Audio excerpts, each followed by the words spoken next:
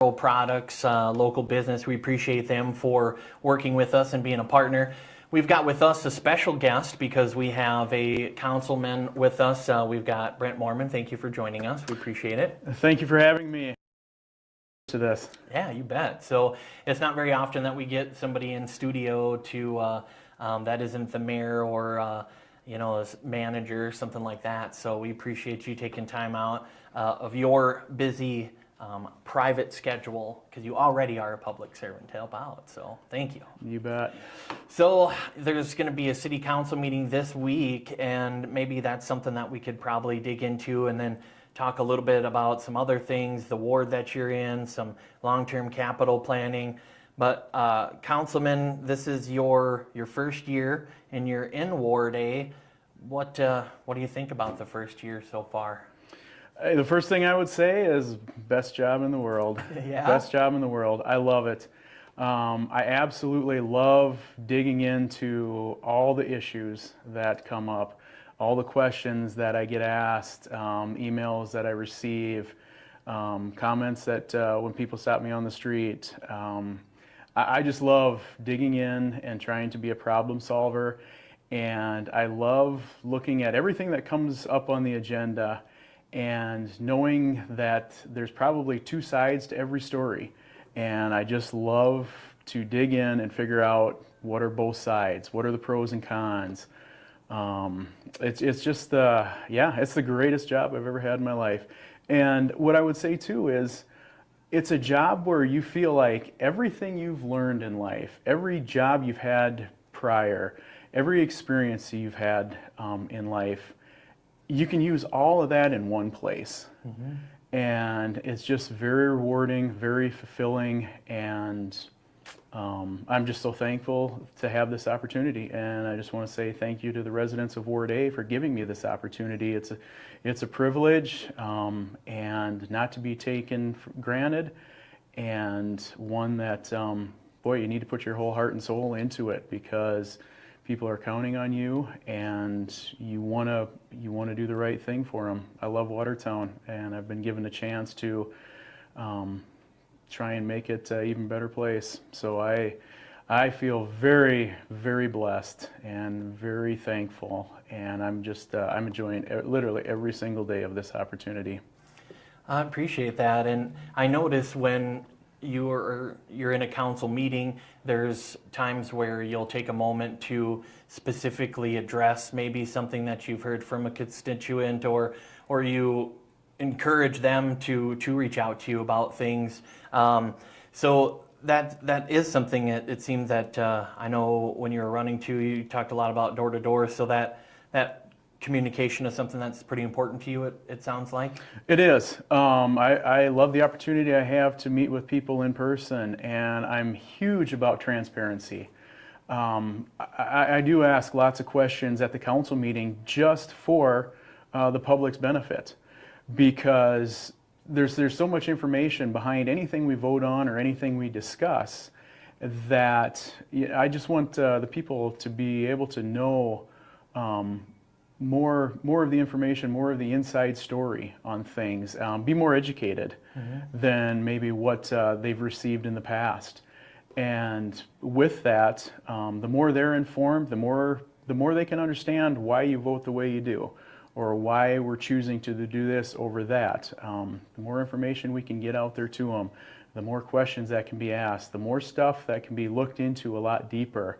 Your public and your constituents are just educated that much better, and they understand and are able to, form an opinion for themselves that much better about the direction Watertown's going. Mm-hmm.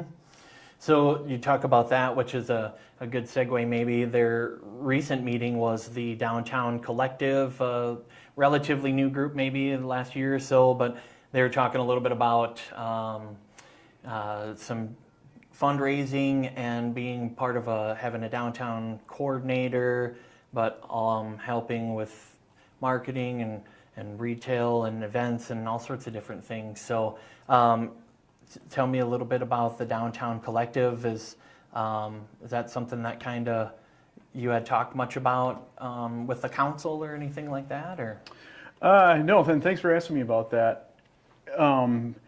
It was a very interesting weekend when that came out on the agenda. So the council agenda came out Thursday afternoon prior to that Monday, our previous Monday's council meeting. And on Thursday afternoon, when I read through the council agenda, the notes that were there, I saw what we were going to be voting on, funding this thing called the Watertown Collective.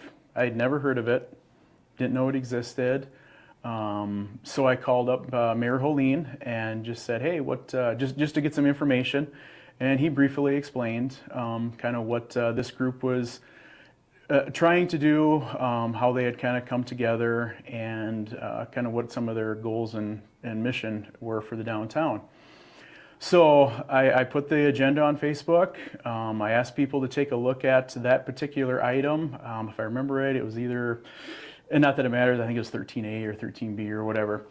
And I will say, since getting on the council July 7th of last year, there has been no issue that we've voted on, no issue that we've discussed at a council meeting that has gotten more feedback through emails, phone calls, text messages, instant messages, that I've received more correspondence on than that one issue about funding the Watertown Collective.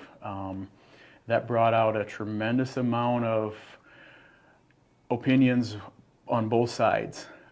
So when the agenda came out Thursday afternoon, from then until even during the meeting on Monday, boy, I was receiving so much correspondence on that. And throughout the weekend, I did a lot of research on that group. I had a wonderful opportunity, and I want to thank them for this opportunity to meet in person with Alicia Holleen and Megan Olson. I love, especially on a topic like this, when it's a hot button issue, I really appreciate the opportunity to talk to them in person. Mm-hmm. I just think the discussion is just so much better when you can talk face to face with people.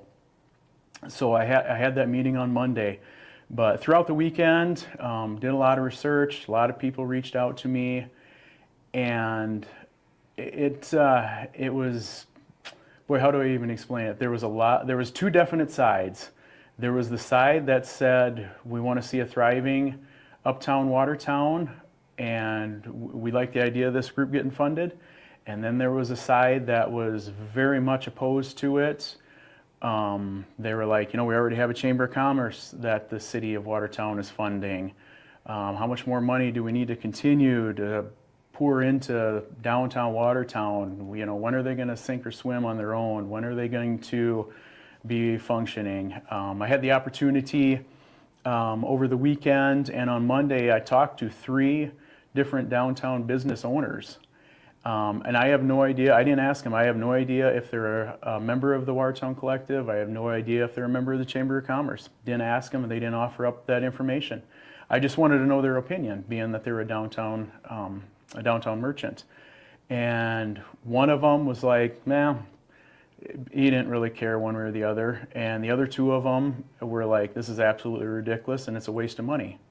And this is coming right from downtown merchants. So as a councilman, you get all this information and you look at it and you try to decide the hardest question in the world. How do you make everybody happy? And a lot of the people, I will say, the people that reached out to me that were definitely proponents of funding the Watertown Collective, a lot of them were either on the board of the Watertown Collective, were downtown merchants, or in some way had a very much a vested interest in downtown. So I can truly understand why they would be, yeah, we want to see this. It's going to help bring more business to our businesses. It's going to bring more traffic to uptown Watertown, and we want to see Watertown continue to have a very thriving uptown Watertown. And all the negative was predominantly, yeah, how much more money do we got to keep feeding this animal? Mm-hmm. And if we take money, Lynn Juren's brought up a good point. If we take money from the fund that's going to be funding this, well, then that limits, what do we do for trying to refurbish the event center? If you give money to one place, you're taking it essentially or limiting it from getting spent elsewhere. So then that brought us to go through the timeline. That brings us to Monday evening, the meeting. So I go into this, and having talked to Alicia and Megan Monday morning, they were very much okay and on board and willing if the city matched the money, $90,000, $30,000 a year. They were very willing, if we wanted to put stipulations on it, if we wanted to say this money cannot be used for such and such and has to be used for that, if you want a receipt for everything that we spend, they're more than happy to provide that. So I went into Monday's meeting with the idea of, well, how do we find a good compromise and make everybody happy? So as I thought about it, I was like, there's a lot of people that don't want to spend that money. There's a lot of people that do want to spend that money. So as the debate started going back and forth in the meeting, I could tell that my colleagues were probably going to vote for this. They were probably going to, give it the yay, and this was going to go through. I could just tell by the numbers. So I was like, well, let's propose this idea. If this is probably going to go through, let's put some serious stipulations on this money. Let's say that it can't be used for salaries. This is the taxpayers' money. The foundation, the $90,000 they receive from the foundation, that's given by the goodwill and charity of people predominantly. That is money that has been donated to them. The money that we're giving them from the city is taxpayer money, taxpayer-funded money, so it's money that belongs to the citizens, it's money that belongs to the people. So how do we spend that wisely? How do we be completely transparent with the money we're spending of theirs? So I proposed, or I brought up the questions about, and I mentioned at the meeting that Megan and Alicia and the Watertown Collective, Downtown Collective, were on board if we wanted to put some real stipulations on the money. And the other councilman didn't really like that idea. I brought up the fact that they're proposing possibly paying $50,000 for a part-time job. There's many people that are going to hear this or listen to it on Facebook and say, I don't even make that for my full-time job. Who's going to get this sweetheart gig for that kind of money? And it might turn into a full-time job, I don't know.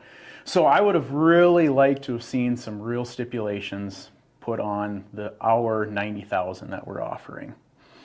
Now, to add an extra kink into it, 5 minutes before the start of that meeting, all of us councilmen got handed a packet of papers from Mayor Holeen. And I just kind of set it aside. I wasn't sure what it was. I figured, it's going to pertain to something here tonight at the meeting. And shortly before we voted, Mayor Holeen brought up the fact that he had put together this memorandum of understanding for the Watertown Collective. And so I looked over at that paperwork and I was like, I never heard anything about having a memorandum of understanding. This is completely new. We're about to vote on something and none of us have had any time to review what this memorandum of understanding is. None of us know what it says. Reed kind of briefly, Mayor Holeen kind of briefly explained what it was about. So for everybody to understand, going into it, most of us on the council didn't know the Watertown Collective existed until Thursday evening. I would say all of us didn't know this memorandum of understanding existed until 5 minutes before we took the vote. So when it came time to vote, I voted no, because one, I felt like there was so much more that needed to be vetted, so much more that we needed to look into to ensure that the taxpayer dollars were being spent wisely. I was not comfortable at all with just writing a blank check that could go for a massive salary for possibly a part-time job. I felt to do due diligence for the people of Watertown and their tax dollars, I voted no against it. I wish them all the best. I even reached out and emailed correspondence to a couple of them on the board and said, you know, I believe wholeheartedly that you will do a phenomenal job. I believe wholeheartedly that there's some great times ahead for downtown Watertown. But I wish the initial vote that Lynn Jurens brought up to delay it 2 weeks, I would have liked to have seen that passed. It just, the whole situation was something that like came at us really fast, and it was like, please vote for this because we want our money and we want to make a difference. Mm-hmm. That's dangerous in my mind as a councilman. That it's just a dangerous way to do business. When somebody's coming and asking for that kind of money to basically just, here, quick, rubber stamp it through. Mm-hmm. So that's kind of explaining how that weekend went, how my weekend went, how the evening went, and how much there was that like we didn't even know anything about this. And here we are making a pretty big vote on something that's pretty important. So, mm-hmm. Yeah, that's where we're at. And like I said, I just want to say, you know, I wish them the best, and I do believe wholeheartedly that they're going to do a great job. But I just think the taxpayers deserved a little bit more of a protection with their money than just a blank check and here you go, best of luck to you. Yeah. Well, so when you do talk about money and, you know, taking it from here and applying it there, are you guys talking about long-term capital, like the street department's kind of been something that's been back and forth? It started this much and it's, you know, varied quite a bit. Yeah, so. It has. Excuse me, just get a quick drink of water there. This was something that started before I got on the council. I was keeping track of it. The initial estimates with the plan that was laid out, I believe was 22 million, maybe 24 million, but I think it was 22 million. And when you looked at the plans, after I got elected, I had an opportunity to sit down, speak with our department head at the street department, Rob Baina, and he kind of explained the initial plans that they had laid out. And I was like, you know, if we build exactly what they're looking at for this kind of money, it's already going to probably be too small the first day we move in. It doesn't have enough open floor space for continued growth of the city. I just felt like the initial plan that was laid out by the architect didn't have a 75-year, 100-year thought in mind. I felt like it was, here you go, this is what will work now, it's going to be a tight squeeze, and it's going to be $22 million. So it got put aside by the previous council, kind of tabled, shelved, let's take a look at it down the road.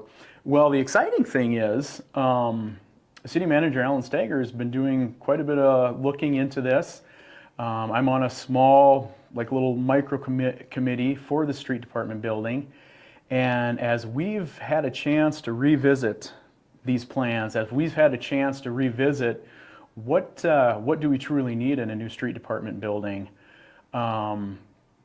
we've had some great feedback about how much money you thought you were going to have to spend initially. Is we can build you probably something twice the size of what you're looking at for half the price. Now in the construction world, especially right now, in the last many years or since COVID, the thought of getting to build something even twice the size you thought it would for half the money you thought you were going to have to spend is incredibly unheard of. But a lot of it just boils down to the fact that we don't need some incredibly elaborate brick front Taj Mahal looking building. We can build the most beautiful functioning building, put in-floor heating in it so it dries out so nice when the snow melts off the trucks. We can build something that has enough floor space for a massive amount of growth for a fraction. You know, we're looking at probably in that $11 million range. We can have something that's twice of what was initially brought to the city council. And we can also do it. The exciting thing is between what we have bonded right now, I believe what we had initially had to bond for the ice arena and stuff, what we have to spend with our bond, what we have already money in reserve set aside and in saving, we can build this without taking out any loans. So basically the real exciting thing is we can actually build now what will be needed by the street department and their employees, what will be needed by the community of Watertown for the many, many, many years to come, that has room for expansion and has everything within the street department building that will make it an incredibly functioning, nice facility, and we can just write a check for it. We don't have to take out more debt, and that is wonderful. That's exciting. That's a basic Dave Ramsey principle. So I do believe that you're going to see some real going forward soon on a new street department building. I don't have a specific timeline. I'm not here saying that, yep, in May you're going to see the groundbreaking. It might be another year from now. I know we want to get after it because every day you wait, everything does get more expensive, essentially. Typically. So I do believe, and I'm extremely optimistic, that we have a great facility that we were going to put together for our employees and for the community, and it's going to be a beautiful day when we can just write the check for it. Well, and so you've got a city council meeting coming up with some immediate decisions potentially being made, if you will. One will be, we'll see a update on bridge inspections that are routine, if you will, but the DOT does help pay for that. Is there anything that you expect that's going to come out that is going to rock the city or that needs immediate attention or anything like that? We'll have to wait till we hear what their bridge inspection reports are after they get funded and do the job.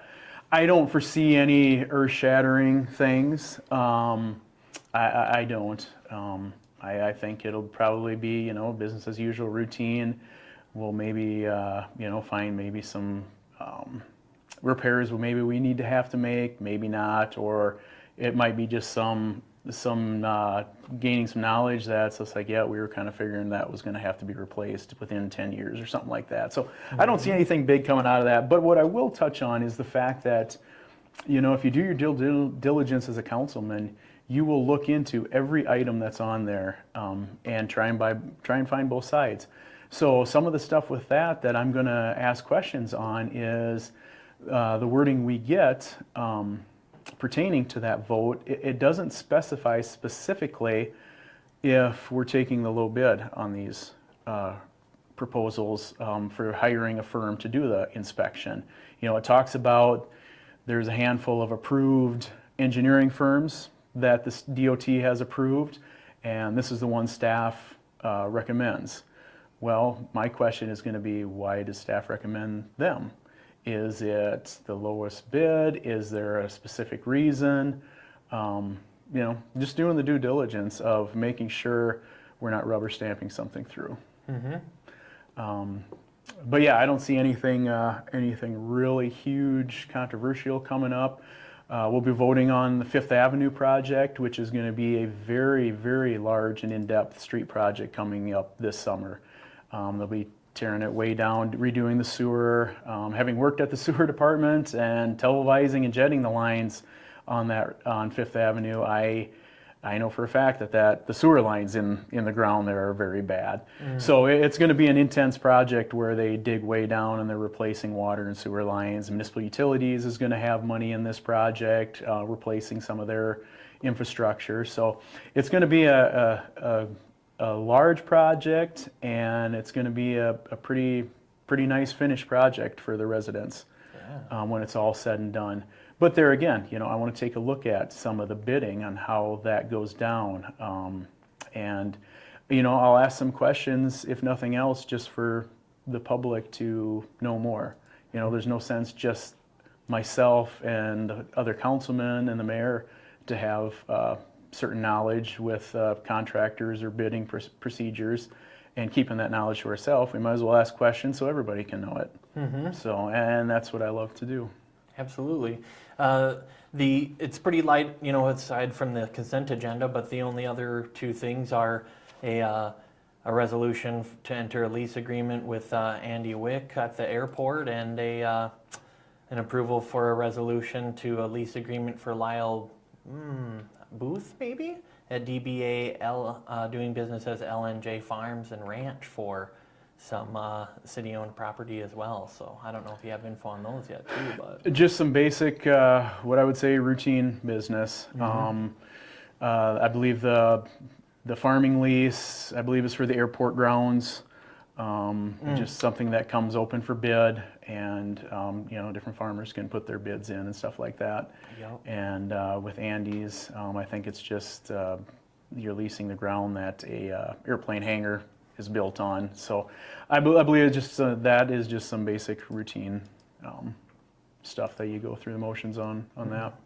Yeah, and everything else is license for pipe layer and gas fitters and things like that that are all on there and whatnot. So for what they call the consent agenda, Yep. and those get approved at the beginning of the meeting. So unless one of you ever asks for something to be placed on the regular agenda. Correct.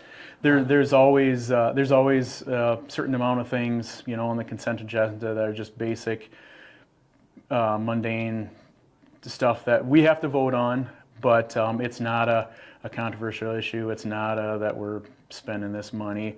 One of the things I'll just briefly touch on, and I'm not speaking from an expert on this area. Fire Chief Don Rowland would be the one to elaborate more, but every meeting we always have ambulance, or at least once a month of the meeting, we always have ambulance bills that we can't collect on and have to write off. And so I just asked one time about that, and I know some of that is because of insurance policies or Medicaid, Medicare. We might have a flat rate or a rate that we charge for this ambulance service, but then once it gets submitted to insurance, insurance is like with anybody, they're like, no, we'll pay this much. And so then to make the books all correct, it just has to go in front of us for a vote to write off that money. So some of that money that gets wrote off is just simply because Medicare, what we're charging, but Medicare is only paying this much, or the insurance company's only paying that much. And that's what I know, about that. Like I said, Chief Rowland could probably expound in greater depth, but some of that, it isn't quite as shocking as like, holy smokes, man, every month we're writing off $10,000, $9,000, $12,000 that we're not collecting. Well, some of it is just simply the same scenario as when you go to the doctor, your insurance company will say, we'll pay this much, you pay the rest. So you take your orders from your insurance companies and the federal government through Medicaid and Medicare on some of that stuff. Definitely. Well, that's most of what I had prepared for questions for you, but with everybody, I always want to make sure we leave a little time if there's anything that you want to touch on before we wrap up, or anything that you might be working on, or shout outs, anything like that. Sure. One of the exciting things as a city, and talking about the taxpayers' money, we're not having to spend much for snow removal this year. In fact, I thought about wearing shorts into this meeting. Here we are mid-February. I thought, we could maybe bring up a picture a year from now and say, yeah, we interviewed you on this date and you're standing in shorts and a t-shirt and it's mid-February. But, the exciting thing is anytime you don't have to spend massive amounts of money on snow removal, it just saves money and frees money up for other stuff. So earlier this fall, I had put on Facebook, on my Facebook page, how much it costs approximately to do a snow removal for the city, a one-time snow removal. And, you get like 10 inches or 12 inches, I'm trying to remember, a one-time thorough city cleaning when you get a 10-inch snowfall can be $100,000, $120,000 that costs to do a one-time cleaning. And that doesn't take into account how much money it costs when you get that much snow, you get the city cleaned, all the roads cleaned, and then a week later you have high winds. And now all of a sudden you're back out there cleaning on the drifts off and stuff. So, boy, when you get a dry winter like this, and this is the third one back to back, I'd have never guessed in a million years we'd have had 3 beautiful winters like this back to back to back. The amount of money it saves a community is just epic. So that's exciting. And hey, who's going to complain about this beautiful weather this time of year? Definitely. Other shout outs, I'll probably save them for the city manager meeting here. It'll be on Tuesday night, or not city manager, the city council meeting. That'll be on Tuesday night. And that's one thing I enjoy doing. I just like to point out some people in our community that are doing some great things. I love to take that opportunity at the end of a council meeting to say that. And we have a very generous community. We have a community that's great to live in. I have lived in a handful of other communities. Most of my life has all been spent in Watertown. I lived for about 1.5 years in Winter Park, Colorado, worked for my cousin. He was a director at a lodge out there. Lived when I was first on the Highway Patrol, lived for 4.5 years down Vermilion, and then I lived for a couple years out in North Carolina when I worked on a professional racing team. And I can only speak from my own personal experience, but living right here in Watertown, we have more to do, more things that this community offers its residents than any place I've lived in. And like when I lived in Winter Park, Colorado, I was 10 minutes from the ski hill. And the funny thing is you know what you'd hear the high school kids saying, in Winter Park, Colorado? There's nothing to do here. And I'm just like, wow, just be a little bit creative. You'll find everything you could ever dreamed of doing. Yeah. And so we live in a blessed community. We live in a community that offers so much more than so many communities you could live in offer. So that's a testament to how much passion there is for our community by its residents. And I can't thank enough the opportunity that the Ward A residents have given me to serve them. And once again, like I started this interview out with, this is the greatest job in the world. I would tell anybody, if you want to be a councilman, if you want to be in an elected position, it has to be your number one passion. You have to want it more than going to a trip in Cancun. You got to want it more than going on a Wyoming elk hunt. You can still do that stuff, but every single day I'm either researching something, I'm either reading about something, or I'm talking to somebody about what we're going to be voting on. And unbeknownst to me, before I got on the council, and this is probably news to a lot of people, we always don't find out what we're going to be talking about at the council meetings until either Thursday evening or Friday before our next Monday council meeting.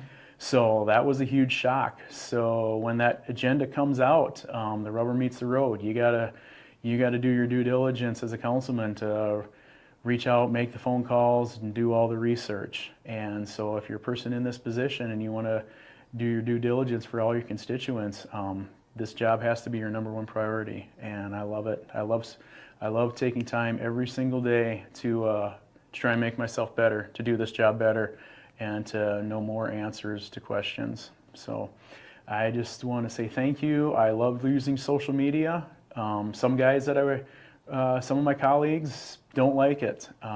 Social media was here before me. It'll be here during my time here, and it'll be here long after me. I love using it as an educational tool. It's free advertisement. It's free media. It's free way to educate. I've had so many people thank me for putting out that information. I've had so many people come and tell me, you're the only one that's ever done that. And I will continue doing it. I will continue to do more. And if you watch my Facebook page, I'm waiting to hear back from our finance director, Kristen Bobzine, but I'll be posting some of the year-end totals now that have come in as far as our revenue versus expenses on the Wellness Center, revenue versus expenses on the Prairie Lakes Ice Arena. I'm going to be putting some of that information out there. I don't put it out there to be controversial. I don't put it out there with this agenda of like, oh, look at this, something's costing us money and we're not making money back. I put it out there because it's your money. It's the constituents' money. You deserve to know. There's no reason why it should be hidden from you. And what I put out there is also any information that anybody can call up to City Hall and get. It isn't secret. It isn't, this isn't classified stuff. This is matter of public record, matter of public knowledge. It just, I've always felt it's not getting out there to the public. So when I got elected, and one of my platforms was to be more transparent. So continue to watch my Facebook post. I'll continue to put stuff out there. Like I said, I'm going to be putting some year-end revenue versus expenses totals out there. And it's just so you know where your money is going, and you can form your own opinion from there. And yeah, that's, I can't think of anything else I want to discuss. Hi to everybody that's watching this online. And yeah, one last thing I'll just say, if you want to watch some incredible basketball, I grew up in the 90s during the Jason Sutherland years where we would literally sell out the arena, 5,500 people screaming at the top of their lungs, watching a kid make slam dunks. If you want to watch some great basketball right now, our Arrow boys this year are phenomenal. If you didn't watch the game against Lincoln, if you didn't watch this last game against Roosevelt on Friday night, you missed out. This team has got so much flash, so much spark, and they got a couple kids on there that slam dunk. I can't encourage you enough. Come out and watch some basketball. This team is phenomenal, and it is exciting. All right, there you go. Well, that's your councilman for Moore Day, Brent Mohrmann. Appreciate your public service. I know that can be complex, so we appreciate that. And thank you for coming on and filling in for the mayor and any of the other city officials. So taking your turn at off the council and giving us a little behind the curtains, kind of. So you bet. Thanks for having me. I look forward to coming on again if you'll have me. And thanks for the work you do. You keep the citizens informed too, and I wish you all the best with your new adventure. And like we talked, when you're self-employed, you're probably working for the most critical, difficult person to ever work for in your life, and that's yourself. Yep. So I wish you the best, and thank you again. Yeah, you bet. Well, that'll be this episode of The People's Pulse, brought to you by Arrow Products.